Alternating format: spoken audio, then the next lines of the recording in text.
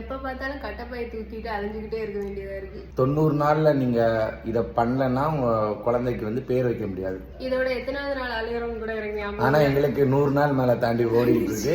ஒரு தடுப்பூசியும் போடணும், அதுவும் நாங்க இன்னும் போடவே இல்லை. பிரெக்னன்சி ரெஜிஸ்டர் பண்ண கிட்டத்தட்ட 1 மாசத்துக்கு மேல போராடிக்கிட்டு இருக்கோம். உங்க ஏரியா நர்ஸை பொறுத்து தான் நீங்க அலையுறதும் அலையாததும் இருக்கு. ஜிஹெச்சுக்கு போய் கோல்ட் அண்ட் காஃப் வந்து ஹாஸ்பிட்டல் அட்மிட் ஆனது தான் மிச்சம். ரொம்ப நாளா அலையறதால நானே ஆன்லைன்ல ரெஜிஸ்டர் பண்றேன்னு ஒரு பெரிய தப்பு பண்ணிட்டேன். பெரிய அறிவாளி இவங்க ரிஜிஸ்டர் பண்றதுக்கு முன்னாடியே ஆன்லைன்ல ட்ரை பண்ணா மொத்தமா ஊத்துக்கிச்சு. இன்னும் ரிஜிஸ்டரே பண்ண முடியாது. கிடைக்கிற 18,000 ரூபாவும் ராமத்தை போட்டுக்கிட்டா அவளு பண்ணணும். அது ஒண்ணு அவங்க சொன்னாங்க இல்ல, ஒண்ணு நானா பண்ற மாதிரி இருக்கும் சொல்லிட்டு. அது நீயா பண்ணது.